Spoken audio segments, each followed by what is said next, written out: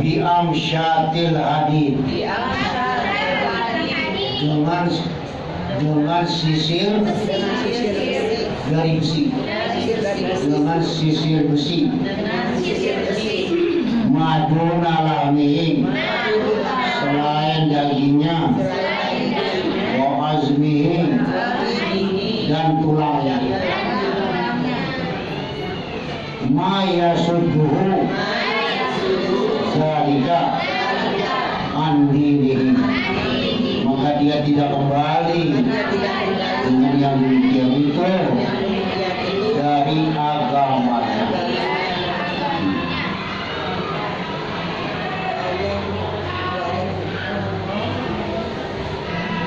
Apa tuh? Wallahi, demi Allah, wa yutimmanallah, niscaya menyempurnakan oleh Allah hazal amra, urusan ini, hatta yasira raqibu, berjalan seorang pengendara min San'a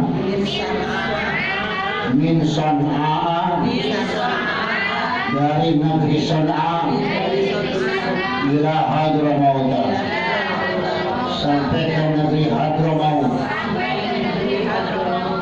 la yakhafu illallah, dia tidak takut kecuali kepada Allah, waziba ala wanami, dan serigala atas kambingnya, walakinnakum tastajirun, akan tetapi kamu selalu maunya tergesa-gesa. Allahu Akbar, maunya tergesa-gesa. Wa fi rawahul Bukhari, diriwayatkan hadis ini oleh Imam Bukhari.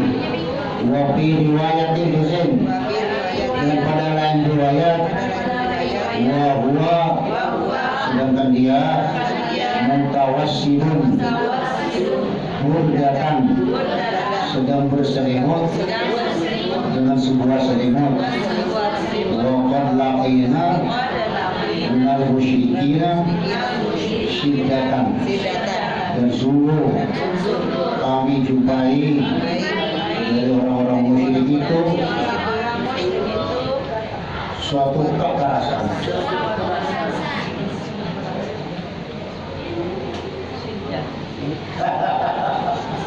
Keluar dari sini. Kalau kata Qiyam Quraish Syafi'i, kalau baru bakal baca buku terjemahan belum bisa lagi menerjemahkan kitab, keluarnya dari otaknya. Begitu sekali tuh keras. Kalau ngomong itu keras saya ngadepin guru yang keras-keras. Alhamdulillah saya membela yang keras. Mantap, insya Allah. Barangkali ada yang mau ditanya lagi sama saya. Kalau ada lupa-lupa dari terjemahan yang tadi, tanya lagi ya. Ya. Warahmatullahi wabarakatuh. Kalau tadi yang hadis yang pertama yang Allahumma ahyini, itu kan untuk diri kita sendiri ya. Tapi gimana kalau kita yang menghadapi, mungkin kayak tadi kan Ayuli cerita ada yang udah sepuh terus berharap mungkin kapan ya gue mati gitu. Tapi kan kita ngelihatnya juga kasihan juga kan ya. Jadi boleh nggak tuh kita yang juga mendoakan yang seperti itu gitu, misalnya ya Allah kalau memang hidup misalnya ibu hamba, anak hamba atau kakek nenek hamba gitu kan itu apa namanya lebih baik, ya udah hidupin nggak apa-apa, tapi itu boleh nggak gitu. Yang pertama. Terus yang kedua ya tadi itu kan cerita tentang keteguhan iman, terus digergaji kepalanya, itu termasuk kisah dari yang Nabi Zakaria itu nggak ya? Itu aja ya. Assalamualaikum warahmatullahi wabarakatuh. As-su'al bismu ilmi, maka guru yang bijaksana ya sering menawarkan kepada muridnya. Anak-anak yang ditanya. Terus si murid itu ada yang bertanya, itu mendapat separuh ilmu dia. Itu faedahnya untuk bertanya. Ya. Jadi pertanyaannya tadi, kalau untuk orang lain, untuk orang tua kita, saudara kita, kelihatannya ya berat penyakitnya dia rasakan, kita boleh bantu doa itu. Jadi jangan kita paksain dia kan udah lagi merasakan penyakitnya kayak apa ya. Kita yang bantu, kalau kita ini anaknya ya. Dia bilang, ya Allah, ibu saya begini. Kalau memang meninggal yang lebih baik untuk dia, ya ambillah ya. Kalau memang masih hidup, ya yang lebih baik untuk dia, kasih hidup dia. Sampai sembuhkan penyakitnya. Mulai ya kita yang bantu. Dan mulai ya. Yang tadi pertanyaan yang kedua apa ya? Kepalanya. Oh ya, begini. Jadi umat-umat yang sebelum Nabi Muhammad ini, ya contohnya sampai sekarang, tahu kan Israel begini. Ya. Makanya disebut Faroina, para Fir'aun yang kejamnya demikian. Jadi luar biasa mengerikan yang dia perbuat. Jadi maksudnya ada seorang urusan agama, urusan iman ya, panggil digalikan lubang. Kamu mau lepaskan nggak agama kamu? Kalau nggak lepaskan, saya belah kepala kamu sambil diletakkan gergajinya. Gergaji besi. Kalau dia menyatakan dia tetap saya beriman, saya nggak mau lepaskan iman saya. Dilanjutkan. Lebih di kepala ya. Begitu kasarnya dan gantinya. Ya. Itu bukannya Fir'aun Musa saja, sebelum Musa banyak Fir'aun. Ya. Namanya Faroina, paham ya? Dibelah kepala pakai gergaji. Kalau dia pertahankan imannya yang betul dia kuat, dia lebih suka ya belah. Biasa, keren, ya. Ada gitu. Makasih ya.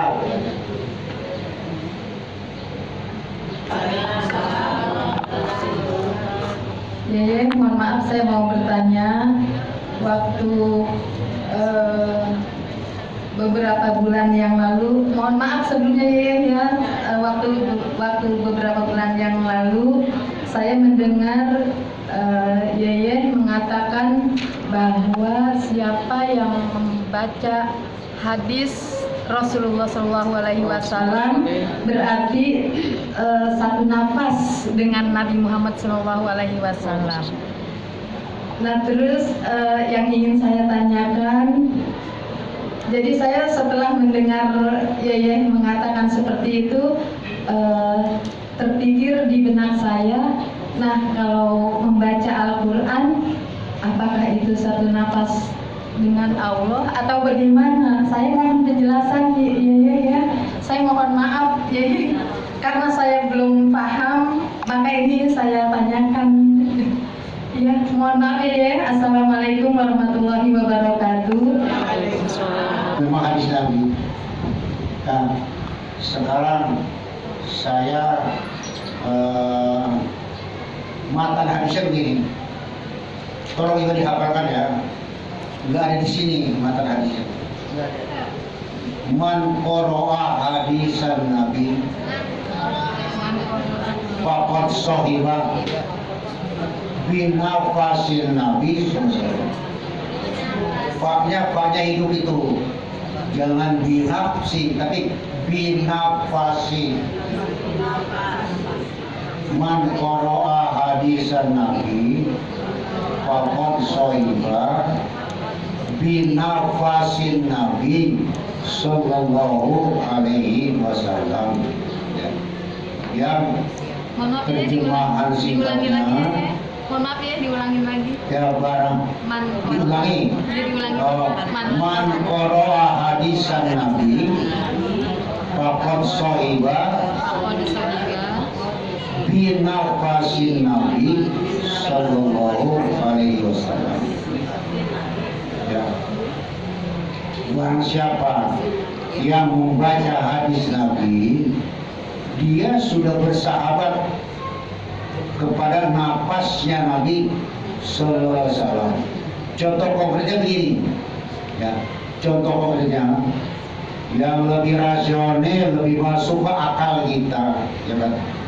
Nabi waktu dia bersabda berdiri kan sambil bernapas.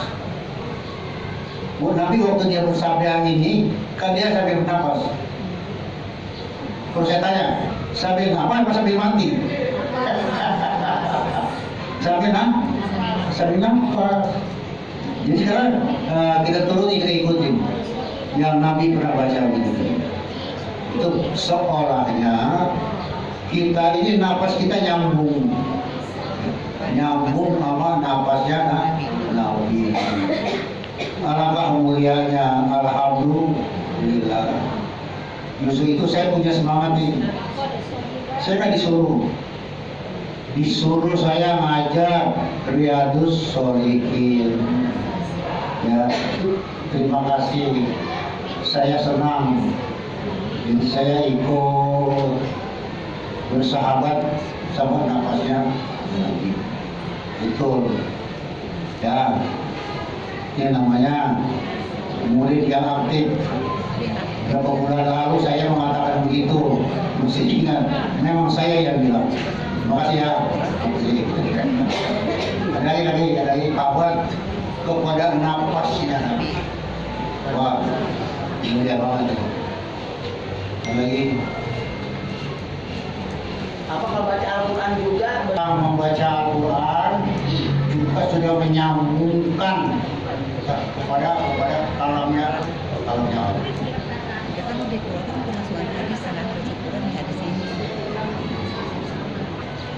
Memang kenapa sih dok? Ya bilang masih dipanjangkan. Ini waktu pertama saya kena UIN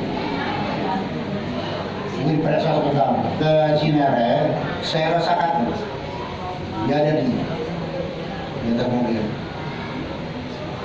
Dia bawa mobil baru bisa perjalanan nih. Nggak sakit, enggak. Nanti ada rasa enak. Ke Cinere kan jauh. Di perjalanan saya ngomong pelan-pelan di perjalanan. Ya, saya ngomong pelan. Istri dengar apa enggak, Pak mau diambil sekarang sama yang kuasa, apa masih dikasih umur yang saya mau buktikan. Israel. Waalaikumsalam warahmatullahi wabarakatuh.